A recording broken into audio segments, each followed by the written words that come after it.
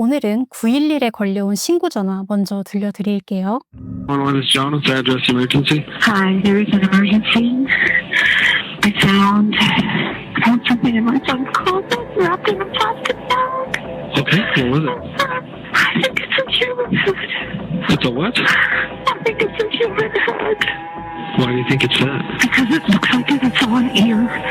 Is it bloody or does it like anything like I that? just need to come. That's what I had. 신고자 테리 코이는 다급하게 신고를 하며 창문 밖으로 본인의 아들을 응시하고 있어요. 지금 현재 집 앞마당에는 사건의 용의자로 추정되는 브라이언 코이, 즉 테리의 아들이 아빠와 동생과 인생에 대한 시덥잖은 이야기를 주고받고 있습니다. 그리고 지금 주방 싱크대에는 방금 테리가 아들의 옷장에서 꺼낸 잘려진 사람의 머리와 손이 있었어요. 콜로라도 그랜드 정션의 메사 카운티 보안관 경찰들은 즉시 코이 가족의 집으로 출동합니다. What's going on, man? Not much. Cooperate. I am going to cooperate. Okay, so parents have some concerns of some stuff they may have found in your room? Yeah, I believe so. And what would it be? A human head and hands.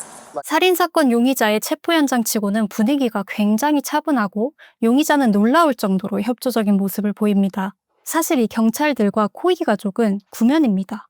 이들은 불과 이날 새벽에 콜로라도 강 유역의 블루 헤런 보트 선착장에서 만났었어요. 그리고 이때만 해도 분위기가 한층 가벼웠습니다. 이날 새벽 블루 헤런 보트 선착장에는 이번 사건 용의자 브라이언 코이, 그리고 그의 부모님인 브라이언 시니어와 테리 코이가 있었고요. 참고로 브라이언과 아버지의 이름이 동일합니다. 아버지는 브라이언 시니어라고 부를게요.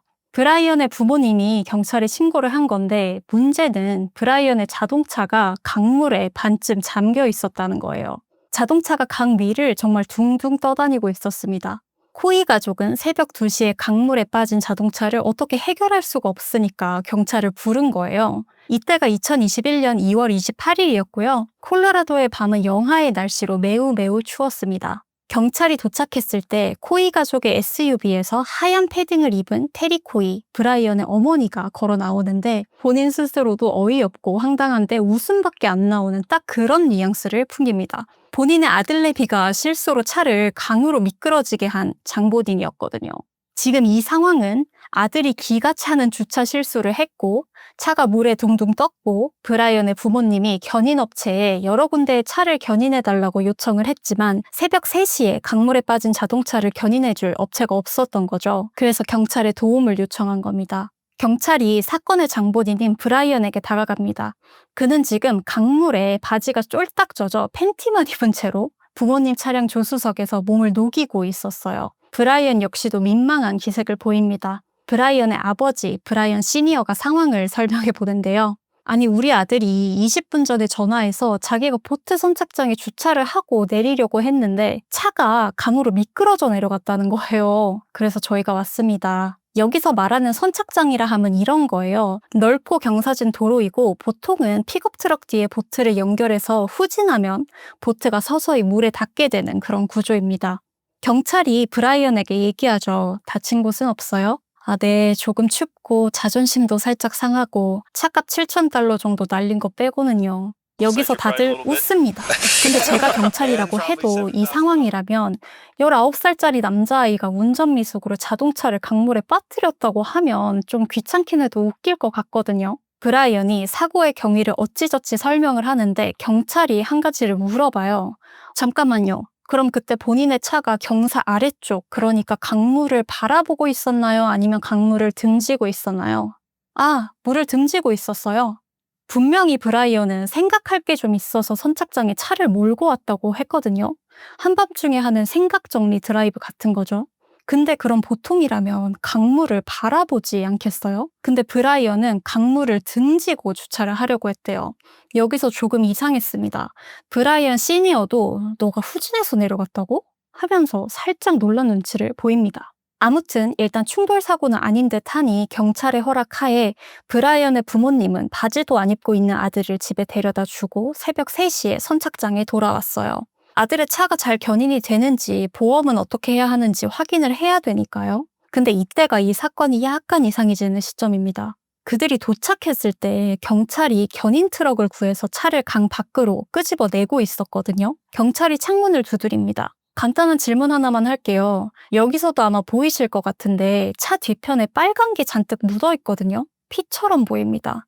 근데 정말 피처럼 보이는 다량의 붉은 액체가 보이는 거예요. 잠깐 정적이 흐르고요.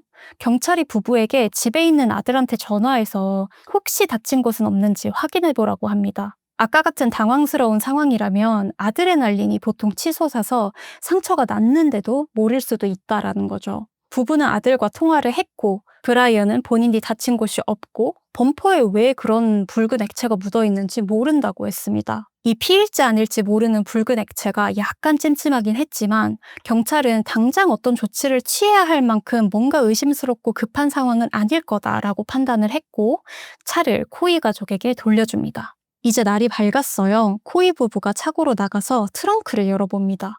트렁크 문이 닫히는 부분에 정말로 마른 핏자국이 있었어요. 굉장히 이상한 상황이죠. 아들에게 바로 물어봅니다. 브라이언, 이 피는 도대체 뭐니? 브라이언이 그제서야 설명을 합니다. 아, 그거 제가 여름에 특수효과 배우려고 수업 들었었잖아요.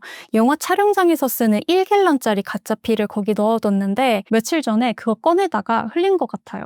꽤나 일리가 있는 답변이지 않나요? 부모님은 휴, 가짜 피였구나. 그럼 그렇지. 라고 생각합니다. 그 다음 날인 3월 1일 브라이언 시니어는 차를 정비소로 가져가려 하는데요. 그 전에 차 안을 간단히 청소하기 시작합니다. 트렁크, 마른 핏자국 말고는 괜찮았고 뒷좌석도 깨끗했습니다. 다음 조수석 문을 열었는데요. 문과 시트 사이에서 지갑이 하나 나옵니다. 그건 브라이언의 지갑이 아니었거든요. 의아한 기분으로 이번엔 글러브 박스를 열어보는데요. 여긴 물이 아직도 꽤나 차 있었어요. 그 안에 아주 큰 칼이 있었습니다. 12인치 칼이었어요. 약 30cm가량입니다. 일반인이 차량 글러브 박스에 소지하기엔 너무도 과하게 큰 사이즈죠. 칼과 함께 비닐 장갑 3켤레도 있었어요. 이 시점에서 브라이언 시니어는 꽤나 불길한 느낌을 받습니다. 그리고 지갑에서 발견한 명함에 회사에 전화를 걸어보는데 저 좀 이상하겠지만 제가 이 워런 브라운이라는 분의 지갑을 우연히 주었는데요. 혹시 그분 거기 계실까요? 그러자 돌아오는 대답. 네, 저희 그분 찾고 있어요. 그분 지금 실종된 상태예요. 이 지갑의 주인, 실종된 사람은 워런 브라운으로 불리던 실명 워런 반스입니다. 그는 아마 누군가에게는 평범한 노숙자처럼 보였을 수도 있어요. 하지만 워런 반스는 그냥 평범한 노숙자는 아니었어요. 사실 많은 사람들이 그에 대해서 알고 있었고요. 많은 사람들이 그를 좋아했습니다. 그는 아까 브라이언 시니어가 전화를 걸었던 피플레디라는 일용직 파견 회사에서 일하고 있었고요. 믿기 어려울 만큼 성실하게 일했고 단 한 번도 근무를 펑크내거나 시간을 어기는 날이 없었대요. 그가 일을 하지 않는 날이면 워런은 시내에 있는 부티크 매장 근처 의자에 앉아서 책을 읽었어요. 지역 주민들은 워런을 책 읽는 남자, 더 리딩맨이라고 불렀거든요. 부티크 사장이었던 모니크는 그에게 매일 의자를 내어주고 인사를 건넸습니다. 그에게 좋은 하루 보내세요. 또는 내일 봬요 라고 인사하면 그는 늘 당신도요 하고 대답했습니다. 음식과 도움은 모두 정중하게 거절했고 스쳐 지나가는 사람들에게 늘 다정했습니다. 연락하는 가족은 없어 보였지만 특히 부티크 사장 모니크가 그를 늘 챙겼어요. 그리고 2월 28일에도 모니크는 가게 옆에 의자를 내놓습니다. 근데 이날은 워런이 나타나질 않는 거예요. 모니크는 매우 불안해졌습니다. 그는 늘 정해진 날, 정해진 시간에 나타나 젠틀하게 인사를 주고받고 모니크가 내어준 의자에 앉아 오래도록 책을 읽던 사람이니까요. 이날 모니크가 워런의 실종 신고를 했습니다. 그리고 짐작하셨겠지만 맞아요. 모두에게 다정했던 워런 반스가 앞서 토막난 채 발견된 피해자이고 그를 이렇게나 처참하게 살해한 장본인이 바로 브라이언 코히입니다. 다시 3월 1일 테리 코이가 떨리는 목소리로 본인의 아들 브라이언을 신고해서 경찰이 출동한 그 순간입니다. 바디캠 영상 속에서 브라이언의 엄마 테리는 마당에 주저앉아 계속 크게 울음을 터뜨리는데요. 그녀는 무릎을 꿇은 채 일어서지도 못합니다. 지금까지 머리와 손을 본 유일한 사람이었던 테리는 방금 자기 아들로부터 그게 진짜라는 확인을 받은 겁니다.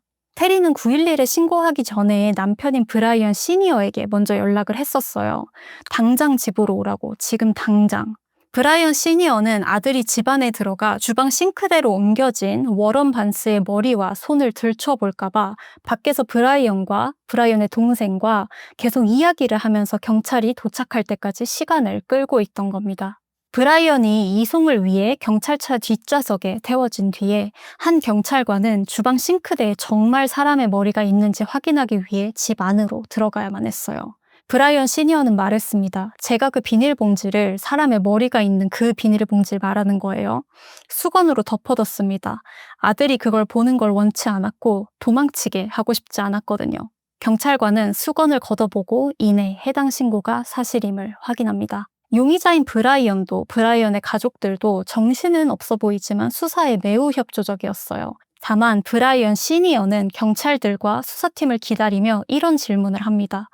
뉴스 언론사들이 오기까지 얼마나 시간이 걸릴까요? 집 앞에 기자들이 진을 치는 걸 원하지 않아서요. 브라이언 시니어는 이 동네에서 구명조끼 관련 사업을 하고 있었어요. 테리 코이 역시 동네에서 어린이집을 운영하고 있습니다. 방금 사체 일부가 발견된 그 집이 동네 많은 어린아이들이 낮 시간을 보냈던 장소였던 거죠. 지금 이 순간 브라이언 시니어는 아마도 이런 생각을 하고 있는 듯 했어요. 이제 더 이상 나도 테리도 이 지역에서 사업체를 운영할 수 없다. 곧 브라이언은 경찰서로 이송됩니다. 이송되는 동안 브라이언은 경찰과 가벼운 이야기를 나누는데요. 갑자기 창문 밖을 보며 이런 말을 합니다. 제가 저 다리 아래 있었어요. 저 기둥 뒤에요. 브라이언이 말한 고가도로 아래는 워런의 텐트가 있던 장소입니다. 곧 순찰차 한 대가 그 고가도로 아래로 파견되고요. 경찰들은 이곳이 살인이 일어난 현장이 맞음을 확인합니다. 그리고 곳곳에서 훼손된 워런의 사체 일부들이 차례로 발견됐어요. 같은 시간 보안관 사무실에서 브라이언과 수사관이 인터뷰를 시작합니다. 이미 브라이언은 본인의 살인을 자백했죠. 수사관이 당신과 당신이 한 일에 대해서 최대한 많이 알려달라라고 하자 브라이언은 제법 신나게 이야기를 시작합니다. 앞으로 이어지는 이야기는 브라이언의 자백입니다. 2월 27일 밤이었어요. 보름달이 떴길래 차를 몰고 나가기로 했어요. 그때 제 정신 상태가 안 좋았거든요. 저는 우울증이 있어서 긍정적으로 생각을 못해요. 1시간 반 정도 차를 몰고 돌아다녔어요. 고가도로 아래를 지나가다가 기찻길에 있는 형체를 보고 흥미로워서 다가갔어요. 캔버스천으로 둘러싸인 큰 무언가가 있었고 저건 노숙자다 싶었습니다. 그래서 칼을 손에 쥐고 비닐 장갑을 3개 꼈습니다. 비닐 장갑은 얇아서 지문이 눌려 찍힐 수도 있으니까 한 손에 3겹씩 꼈죠. 천을 젖히고 그의 목을 찔렀습니다. 그는 무슨 짓이야? 왜 이래? 라고 했고 전 계속 그의 목을 찔렀습니다. 한참 신나게 설명을 하던 브라이언은 갑자기 재연을 해보겠다고 합니다. 이 인터뷰 영상을 보여드리고 싶었어요. 브라이언의 표정과 몸짓, 엄청 흥분한 말투 이런 것들이 굉장히 소름 돋고 공포스럽다고 저는 생각했거든요. 현실적이지가 않아요. 너무 비현실적이어서 이건 마치 굉장히 과장된 연기 같아요. 일부만 보여드릴게요. He was saying, "What are you doing? What are you doing? Why? Ah!" And I just kept on stabbing his neck. Is it okay if I do a demonstration? Oh, yeah. This is him. I was straddled on top of him like this. Okay.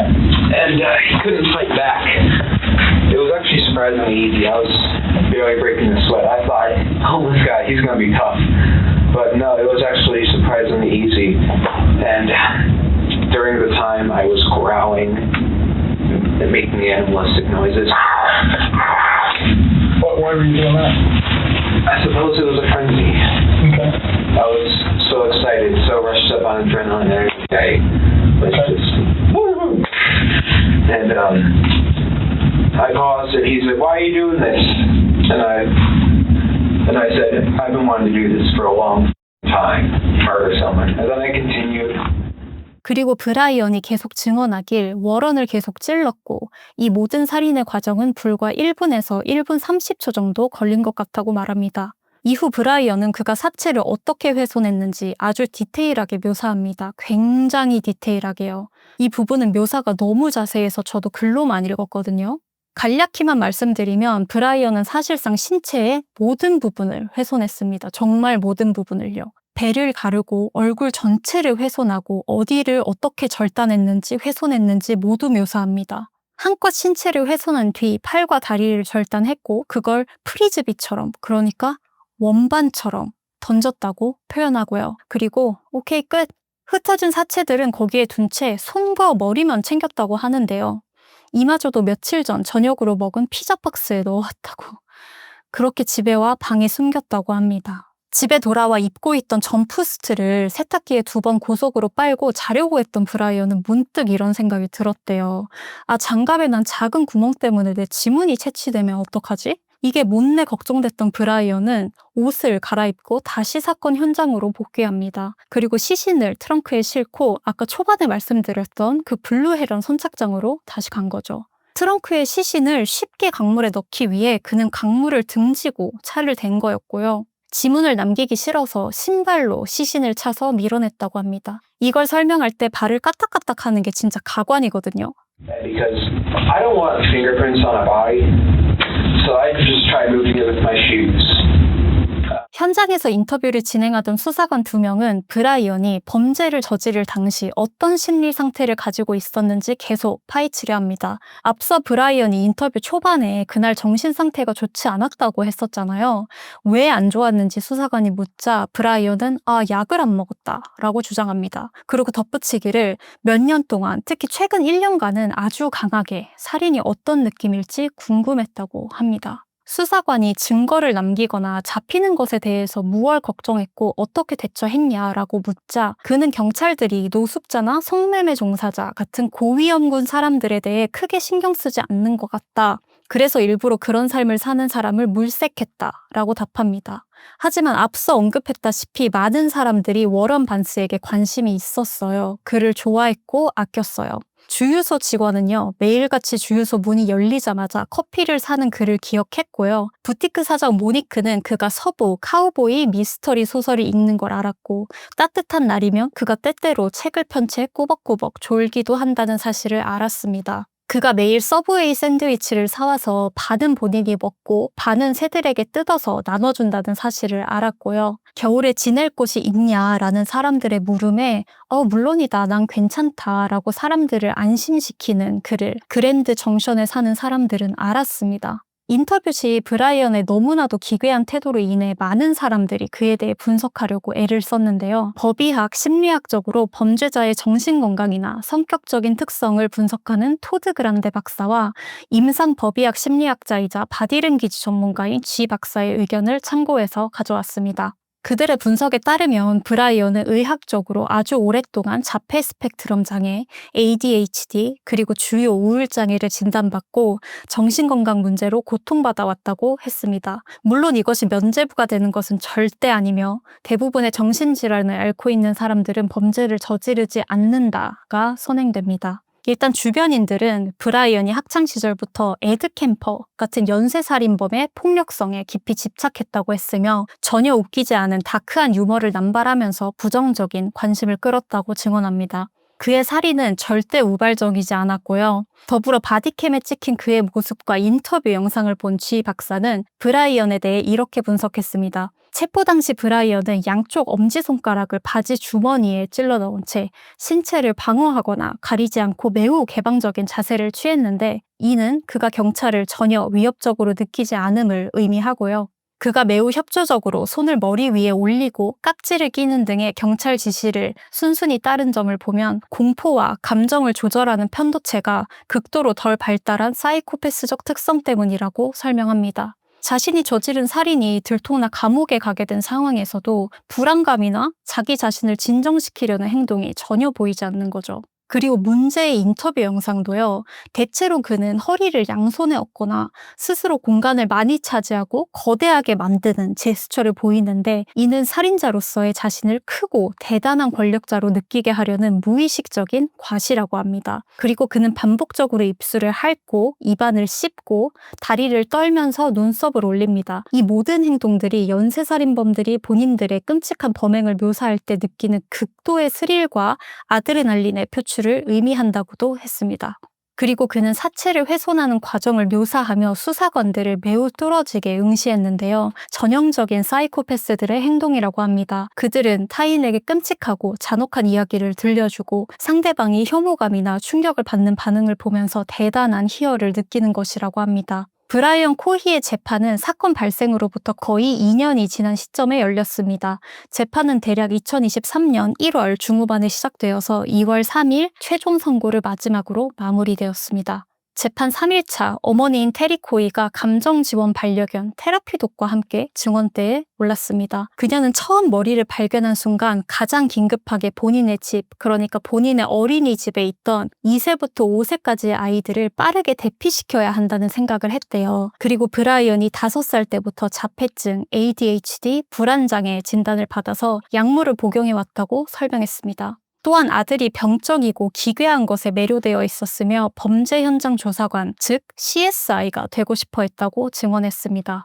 어머니가 약 2시간가량 검찰의 질문을 받으면서 괴로워할 때 피고인석의 브라이언은 아무런 감정의 동요도 없이 아주 차분한 모습을 보여 법정 내 사람들을 놀라게 했습니다. 재판 8일차 법의학 심리학자 로라 세라노 아메리고 박사가 출석했습니다. 아메리고 박사는 코히가 살인 당시 법적 정신 이상 기준을 충족하는 정신장애를 앓고 있지 않았고 완전히 제정신인 상태로 살인을 저질렀다고 증언했습니다. 브라이언은 조현병이 아니며 그저 자폐증, ADHD, 반사회적 성격장애가 진단되었을 뿐이라고요. 그리고 추가로 브라이언은 워런을 죽일 때 그의 눈이 마음에 들지 않았고 그의 눈이 마치 본인을 녹화하는 카메라처럼 느껴져서 두 눈을 파냈다고 말했거든요. 이건 환각이 아니라 본인의 감정과 강박에 기반한 망상일 뿐 범행 당시 제정신이었다는 진단은 바꿀 수 없다고 못 박았습니다. 15일차에 이르러 배심원단은 브라이언 코히의 심신미약으로 살인을 저질렀다는 주장을 최종적으로 기각했습니다.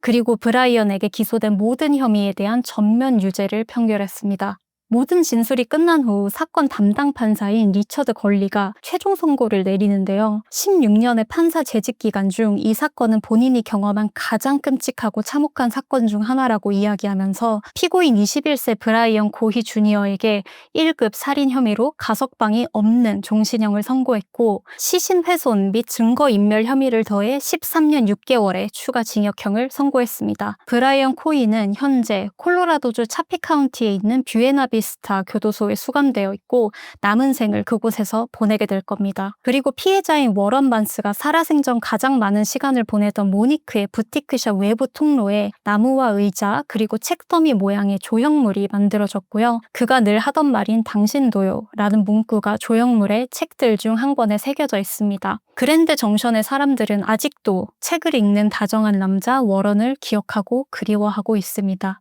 매일 소소하게 주고받는 다정함이 더 감사해지는 오늘입니다. 이야기가 도움이 되셨다면 구독과 좋아요로 응원 부탁드립니다. 감사합니다.